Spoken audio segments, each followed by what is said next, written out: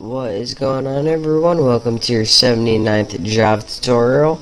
And in this tutorial I'm going to show you guys a real quick way on how to create files using Java. So pretty much if you don't have a file created, and we could check for a file using what we learned in the last tutorial, then we usually want to run a program like I'm going to be teaching you today or in this tutorial to create a file. So the first thing we need to do is import java.util, and just go ahead and import everything from there. And now let's go ahead, and the first thing we need to do is build a formatter variable. So we need to make a final variable formatter type X, and you can name it whatever you want. I just name everything X because I'm too lazy to type anything that's more than one letter. But I'm going to name mine X, and what this is going to do, a formatter variable pretty much outputs strings to a file, and it's pretty much like printf, but instead of printing to the screen, you're printing to a file. So this pretty much outputs a string. And let's go ahead, and I didn't teach you guys about exception handling, but I'm gonna have to do some right now. I'll give you guys the quick one too. You pretty much, in exception handling, you write try, and then you write what do you want to try. And what we want to try is this. We want to set X equal to new formatter, like that. And this is pretty much the same thing as instantiating the variable in the same line, but we want to try to do it down here. And as the constructor for this is pretty much the same thing as putting final formatter X equals new formatter. And again, as a constructor, it takes the path of the file. So what file do we want to output to? Well, I'm gonna make a file called like fred.txt. And here's the thing, if there is no file to output to, then it automatically creates a file on your computer for you. So that is how you can create files on your computer using formatter. So again, let's go ahead, and now that we created a file, we want something to show up in the command prompt to tell us that we did it.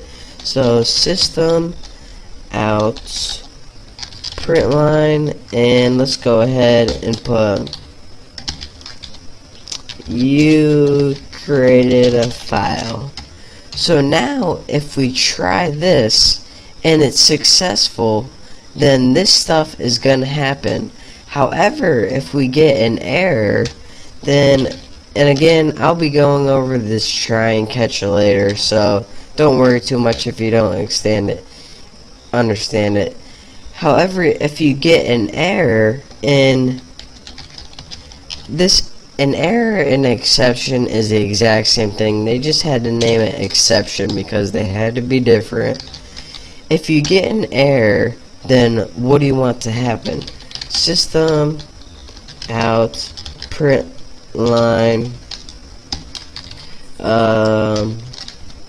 you got an error. So this is pretty much your own way of making custom errors.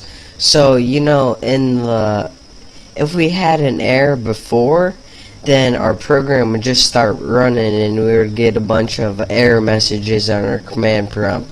But this is a way, if you get an error running your program, that your program doesn't just automatically shut down, and you can actually handle those errors, aka exceptions. Why they name them exceptions, I don't know. It's annoying, but they did it. So I know I didn't teach you guys about try and catch yet, But it's pretty much try this code. If you get an error, do this. Bam, you just learned it in like half a second. So what we're gonna do is, let me show you guys right here. On my computer, if I search in here and I search for Fred, I don't have anything on my computer named Fred or anything like this. But now we're gonna run this program right here, and it says you crested a file, and I mean to put created, but I didn't. Okay, make fun of me, big deal. So did we create a file? I mean, all we're getting is this command prompt right here. I don't believe you created a file, Bucky. Well, let's go ahead in this computer right here and search again, and now let's search for Fred and make sure you only have one D. And bam, look at this. We now have a file created. If we click on the properties, it's created C users Greg workspace Bucky. And that is pretty much right here. And if you're working with Eclipse, you can highlight Bucky, click refresh, and under your JRE systems library, you get that Fred text. And I know I just talked real fast and you guys didn't really comprehend that probably, but I should probably slow it down. Pretty much what I'm saying, when you create a file, you created it in whatever directory your program ran from. So if you have this Java program right in your hard drive, then it's going to create this text file right on your hard drive. If you run this Java program from a folder called like apples or something, then it's going to create this text file in the folder called apples. And you can also make an absolute path like this. And you know, well, you guys know how to make absolute paths from last tutorial to create that file where you want it, like in a folder or something. But again, to recap one more time, we use this final formatter X variable, and what this did is pretty much stored this formatter. Well, it just pretty much created a variable. And again, the formatter is pretty much a way of putting strings into a file, or pretty much writing stuff in a file. So right now our file is empty, but we're going to be putting stuff in it later. And again, if it couldn't find the file, then it created it, and that's why it created it. And again, if we made an error, then Java makes us handle it in some way. So that's why I need to teach you guys about try and catch. You can catch different types of errors, like if a user tries to divide by 0, or if they are supposed to input a number and they actually input letters or something, then those are the kind of errors you usually want to catch. And you usually want to send them a message like, hey idiot, input a number, not a letter.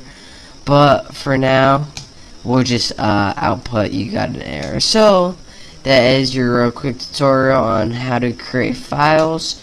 We'll actually be clearing this up, and it'll make sense when we create